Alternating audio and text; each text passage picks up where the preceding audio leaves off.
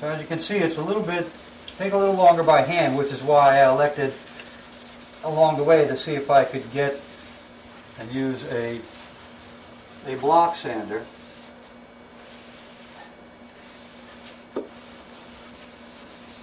But all in all, not a hard process, even if I were just doing this by hand, and I've done quite a few by hand.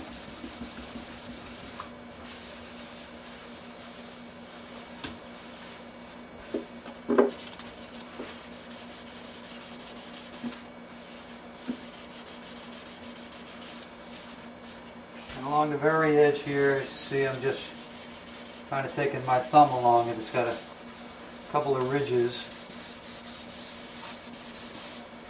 that built up over the spray period. And I'm not comfortable bringing out any of the block stuff. I just want to feel it a little closer.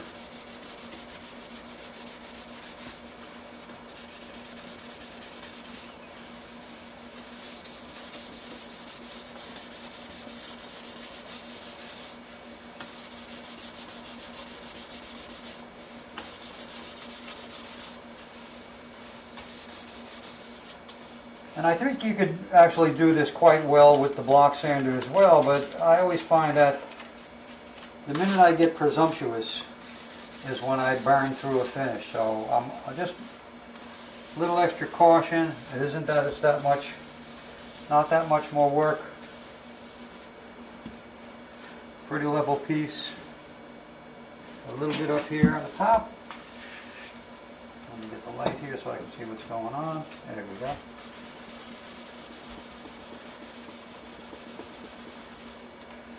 Along the very edge.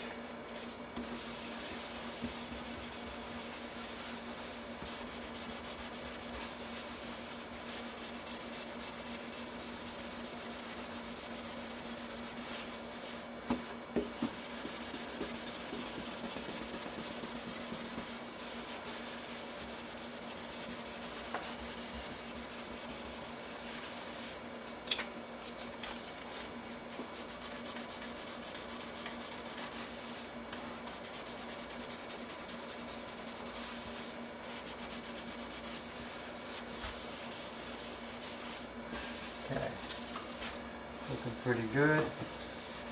Use my light to look around. And again, I still have to do with this some 1500 wet sand and 2000 wet sand, as I showed in my other videos. So it will still take just a bit more material as I remove these scratches. Yeah, that looks good. So that's how long it takes to do at least the one side, or the one area. Now we're going to do the top here. And I'll take something a little stiffer than the sponge.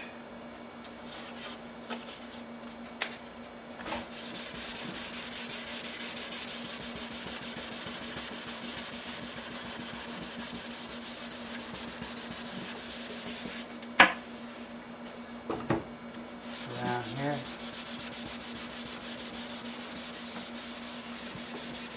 Again, most of the areas I'm going to have are not going to be central, they're going to be toward the edges.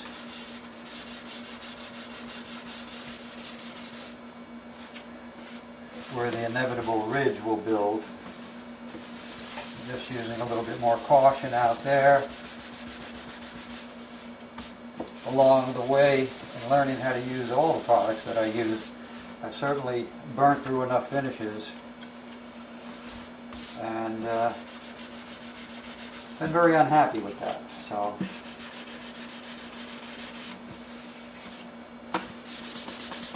and all these videos again are just simply things that worked for me. This is by no means the rule of law for any of the finishing techniques.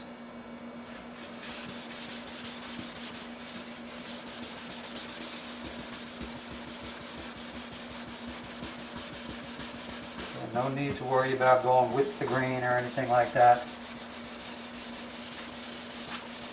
Whatever direction it takes to go through.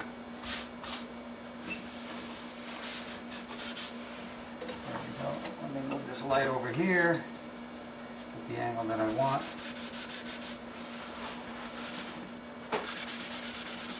There we go. Half of the battle is seeing where your areas,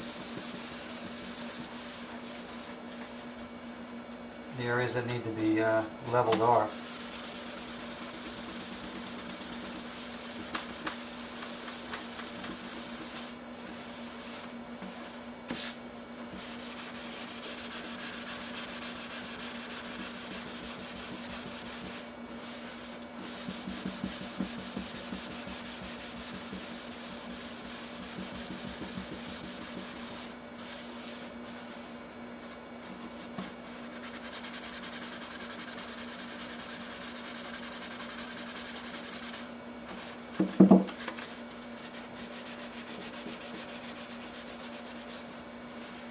Yeah, whatever I need to do, if I need to add a block, change a block, just out of a point, I've made several different size.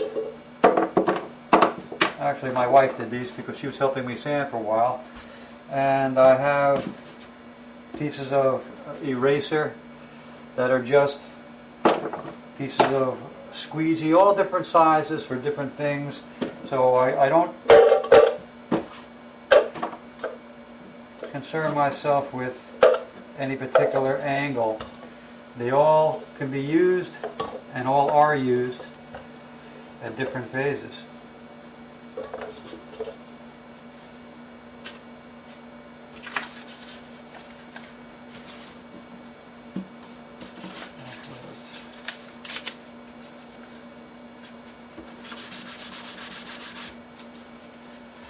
The other thing is I keep wiping the dust off, keep the paper a little clean. I can see what's going on.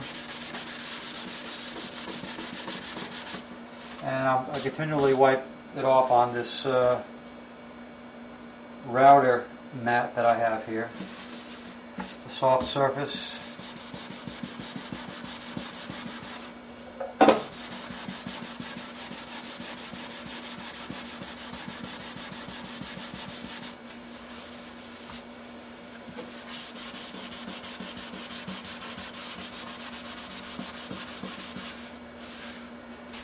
Again, sound hole area, another dangerous little spot because it's easy to go through along the edge.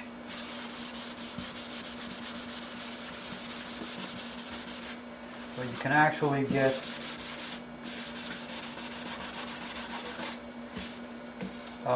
this done. You don't really have to sand the inside edge of it. If you want to, you can really just take that 2000 or 1500 when you get there and just smooth off that edge. The buffing wheels later will take care of anything, whether you're using a DA type machine or you're going to use buffing wheels. All of that will take care of that very nicely. Okay.